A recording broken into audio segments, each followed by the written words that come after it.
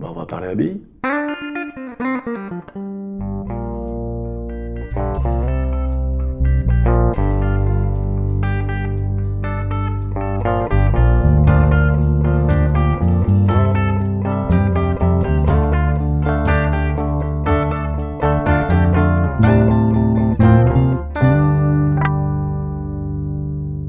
Dans le précédent épisode, je disais qu'il y a beaucoup de châteaux en France, mais il y a en réalité plus encore d'églises. Et indépendamment de la question religieuse, ces vaisseaux de pierre font vraiment partie de notre patrimoine. Qu'est-ce vraiment qu'une église?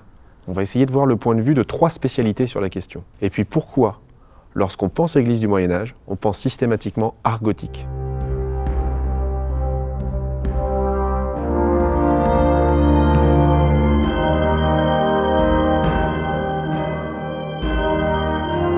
Nous voici au cœur d'un grand triangle, Paris, Amiens, Reims, et on va trouver ici, au cœur d'une vallée, nichée, un petit village, Morienval, dont l'existence tout entière est due à l'implantation dès les premiers siècles du Moyen-Âge d'une grande abbaye, l'abbaye de Morienval. Cette abbaye est surtout célèbre pour la beauté de son architecture, qui a été étudiée par de nombreux spécialistes. Certains ont même dit qu'il y aurait ici les plus vieilles voûtes d'ogives de France. Bon, l'abbaye a beaucoup souffert des conséquences de la Révolution, mais il nous en reste l'église, et c'est le principal. D'autant que c'est ce qui va nous intéresser aujourd'hui.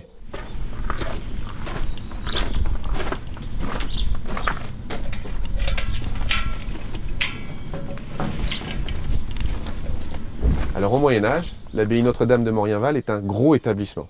C'est une abbaye double, avec des hommes et des femmes, des moines et des moniales. Les hommes vivaient de ce côté, et les femmes vivaient de ce côté dans les bâtiments que vous voyez là. Et normalement, ils partagent l'église, et uniquement l'église.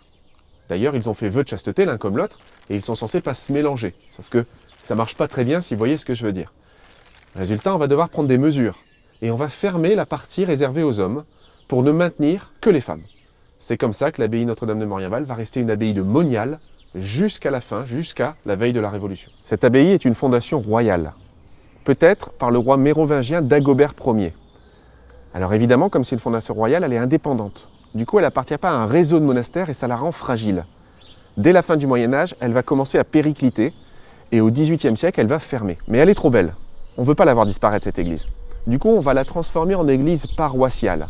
Et en la transformant en église paroissiale, elle va garder une fonction, elle va accueillir les fidèles, les habitants, et résultat, elle va nous parvenir, et c'est comme ça qu'on a ce bijou architectural aujourd'hui. Allez, on va la découvrir.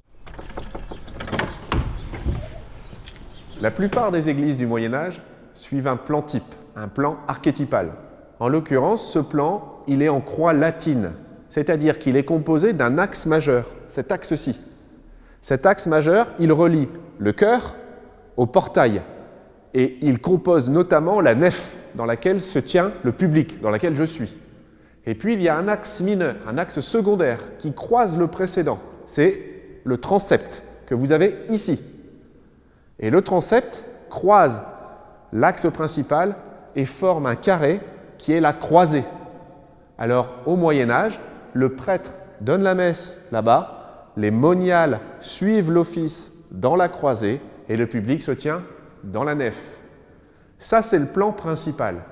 Et évidemment, il va être modifié ponctuellement. Par exemple, à Morienval, il faut accueillir les pèlerins. Du coup, on va rajouter des bas-côtés qui vont faire déambulatoire. Et puis, on va rajouter des chapelles privatives qui vont transformer le plan. Et puis, l'ensemble de tout ça, bien sûr, dès le départ, est couvert.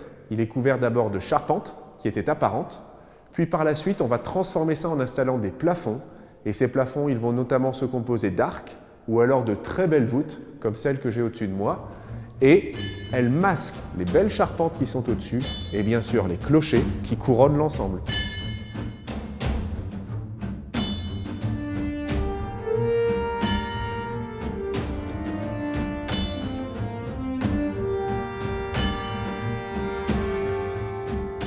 Alors depuis le début, je parle d'une église abbatiale. Mais qu'est-ce que c'est exactement? Évidemment, c'est une église qui est réservée aux moines. Ici, en l'occurrence, aux moniales, à des femmes moines. Ça n'accueille pas les paroissiens. Ça n'est pas ouvert au public, en fait. Ça reçoit, par contre, parfois certains visiteurs. Typiquement, les donateurs, le roi de France, ou même les personnages importants, l'évêque. Et puis, ça reçoit surtout les pèlerins.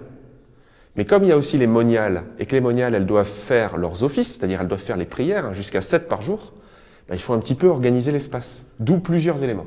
D'abord la tribune, qui permet de recevoir typiquement l'évêque, ou même le roi d'ailleurs, qui vont pouvoir suivre les offices dans un endroit qui leur est réservé de là-haut. Les bas-côtés qui permettent aux pèlerins de déambuler tout autour de l'église pour rejoindre les reliques et prier. Les stalles qui permettent aux moniales de trouver toujours la même place pour chaque prière, et puisqu'elles sont là pour prier, elles sont au plus près du sanctuaire. Les bancs des paroissiens, qui sont les anciens bancs des pèlerins, sachant que les plus aisés d'entre eux louent des places spécifiques au plus près de l'autel. Et quand l'église abbatiale est devenue église paroissiale, qu'est-ce qui a changé? Pas grand-chose en fait.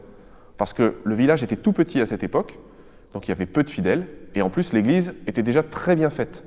Résultat, ils ont surtout changé du mobilier. Par exemple, là, je suis dans le banc de la fabrique. Le banc de la fabrique, c'est le banc qui accueille les notables qui, avec le curé et le maire, gèrent la paroisse au quotidien.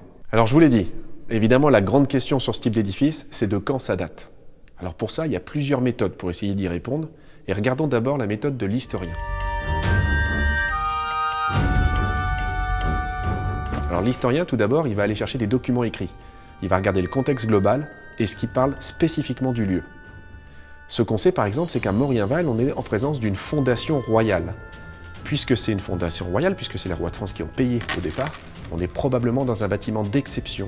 Et pour trouver des comparaisons architecturales avec ce bâtiment, il va falloir aller chercher d'autres monuments d'exception, l'abbaye Saint-Denis, le prieuré Saint-Martin-des-Champs, etc. Ensuite, l'historien, il sait que ce bâtiment, cette abbaye, elle a été fondée probablement au 8e siècle. Résultat, elle a peut-être des parties architecturales très anciennes.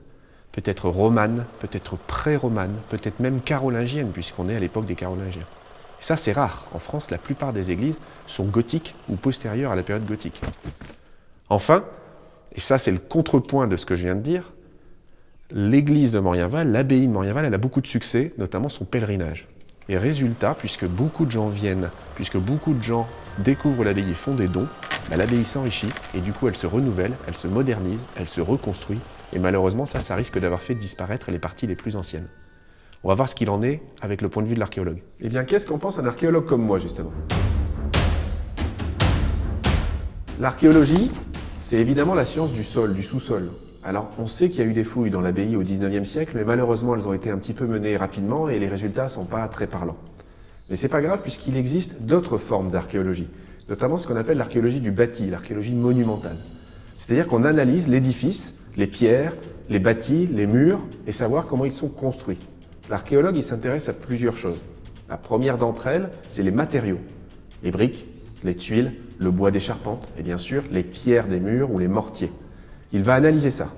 Il va aussi essayer de voir comment tout ça a été agencé pour construire les murs ou les toitures. Et il va enfin essayer de dater ça, mais par datation relative, c'est-à-dire les uns par rapport aux autres. Ça va lui permettre de proposer la vie, la chronique du monument. C'est ce qu'on va voir tout de suite avec l'exemple de deux piliers très parlants. Les pierres à Morienval, c'est très intéressant. Regardez ce pilier. Ce pilier, par exemple, il est typique de la construction et de la restauration récente. Toutes les pierres sont calibrées, elles font toutes la même taille, elles font à peu près toutes les mêmes hauteurs, elles ont des joints très réguliers et on voit très bien toutes les traces d'outils dessus, toujours la même d'ailleurs. Ça, c'est un pilier contemporain. Si on regarde comment ça se passe pour les piliers médiévaux, il suffit d'aller juste en face. Là, on a un pilier ancien qui n'a pas été restauré. Il a été à peine touché. Et on constate déjà qu'il est de la même forme, mais les pierres ont une patine. Elles sont anciennes. Ensuite, on voit qu'on a parfois des joints intermédiaires, même si certains sont surlignés. Ces joints-là, ils nous montrent qu'il y a des pierres qui sont composites. Bon, on a une régularité, mais qui est un petit peu moins la même. Et puis, on a des traces d'outils anciennes qu'on voit presque mieux d'ailleurs sur des pierres qui sont un petit peu derrière. Ce qui est intéressant, c'est que les modules de pierre ne sont pas très grands. Ça, pour l'archéologue, c'est une trace d'ancienneté. Parce que jusqu'au XIIe, XIIIe siècle, dans les carrières, on n'est pas encore capable de faire des très grandes pierres, très hautes, très larges. D'abord, on fait des modules intermédiaires. Et donc, même sur les grands édifices comme l'abbaye de Morienval, on a été obligé de se satisfaire d'acheter des pierres de taille moyenne. Ça, c'est plutôt un marqueur d'ancienneté. Pour l'archéologue, ça, c'est probablement roman. Les pierres plus grandes, ça aurait été probablement gothique. Les archéologues s'intéressent aussi toujours à des détails un petit peu surprenants. Typiquement, ici, dans l'église de Morienval, il y a un détail architectural qu'on appelle des pots acoustiques, qui n'est pas si courant que ça. Vous en devinez, derrière moi, ce sont les petits trous qu'il y a dans le mur. Et ces trous-là, ils ont servi pour les bâtisseurs à installer dans les murs des poteries, et ces poteries ont comme fonction d'améliorer l'acoustique de l'église, c'est-à-dire d'améliorer le son dans l'église. Et c'est ainsi qu'on peut aussi bien parler et aussi bien présenter, voire officier dans cette église. Bon, et si maintenant on prend le point de vue du spécialiste de l'architecture? Alors lui, ce qui va l'intéresser, ce sont les formes. Il va essayer de dater à partir des formes. Alors il va dater des corniches, il va dater des clés de voûte. Prenons l'exemple des fenêtres, des ouvertures, des baies. Si vous regardez la petite baie que vous avez en haut là-bas, vous avez une baie qui est très courte en hauteur, avec un arc plein cintre. Ça, c'est typique des baies romanes, c'est-à-dire des baies qu'on fait au XIe et au XIIe siècle essentiellement. Eh bien lui, le spécialiste de l'architecture, en regardant dedans et dehors, il va pouvoir proposer une datation autour de 1100, même si celle-là est restaurée. Et puis, si vous prenez l'autre fenêtre, celle-ci, que vous avez tout à gauche, on remarque qu'elle est beaucoup plus longue déjà, et puis elle est brisée, c'est-à-dire que l'arc qui est au-dessus est légèrement pointu. Ça, c'est typique d'une forme gothique. Et le spécialiste de l'architecture va pouvoir même proposer des datations plus fines, et en l'occurrence, cette fenêtre-là date des alentours des années 1200. Ça signifie quoi? Ça signifie que le mur qui porte cette fenêtre est probablement des années 1200 lui-même, et celui là-haut probablement des années 1100. Et donc, à partir des formes, on peut dater la bâtisse. Et ça, c'est très intéressant parce que ça se confronte avec les autres spécialités. Alors, on peut prendre d'autres exemples encore. Si on prend l'exemple de cette belle porte, on va avoir une belle porte, un petit peu mutilée, un petit peu transformée, ça c'est les aléas de l'histoire. Mais ce qui est intéressant, c'est qu'elle a quand même tout un tas d'éléments datants. Vous voyez, on a des belles colonnes toscanes, on a un fronton, regardez, qui n'est pas tout à fait complet, mais qu'on peut retracer. Et puis on a des statues. Et bien tout ça, ça va nous permettre de proposer une hypothèse de datation courant XVIIe siècle. Donc on est 400 à 500 ans après les fenêtres dont on vient de parler. Et ça, c'est un courant de transition entre la Renaissance et la période classique, et c'est encore une possibilité de datation de ce mur et de cette porte. Terminons sur un petit focus. La question de la datation de la voûte d'ogive du chœur de l'église. En l'occurrence, c'est ça qui a toujours fait débat. Et la raison pour laquelle il y a des débats de spécialistes, et divers débats de spécialistes, c'est pas uniquement la question de la datation. Il faut bien comprendre que c'est aussi pour permettre des comparaisons et pour permettre d'aider les restaurations. Donc c'est une question importante. À Moriaval, quand on regarde cette voûte dans le chœur, on se rend compte qu'elle est un petit peu trapue, que la clé n'est pas très franche, que les piliers sont légèrement décalés de 45 degrés, que le décor est un peu archaïque, surtout quand on la compare avec les belles voûtes de la nef, par exemple, qui ont été bâties 5 siècles plus tard et qui ressemblent beaucoup plus à ce qu'on nous montre d'habitude dans les manuels. Alors, quelle date? 1120, 1135, 1150? C'est-à-dire en gros roman ou gothique? On nous a dit c'est la première voûte gothique. Mais en fait, quand on la regarde, elle est brisée. Donc a priori, elle est gothique, non? Ben non. Finalement, c'est pas très important, roman ou gothique. Ce qui est le plus intéressant pour nous, c'est que pour l'artisan qui l'a fait à l'époque, il ne se pose pas cette question-là.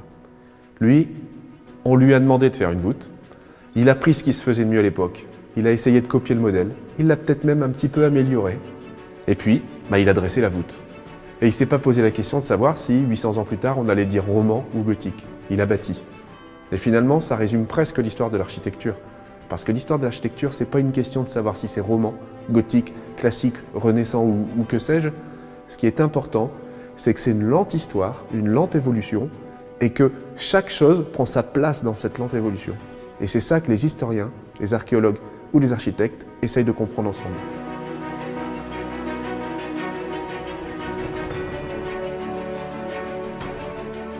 J'espère que cette nouvelle vidéo vous a plu et qu'elle vous a permis d'en savoir davantage sur les églises médiévales et puis aussi sur le regard que chaque spécialiste peut y porter. L'objectif, comme toujours avec ces vidéos, c'est de vous donner des clés de lecture pour que vous puissiez vous-même maintenant aller voir les églises à côté de chez vous ou à l'autre bout du monde et les comprendre par vous-même. N'oubliez pas que l'histoire, l'archéologie, l'architecture, c'est pas compliqué. Et ça ne s'apprend pas, ça se comprend. À bientôt pour un prochain épisode.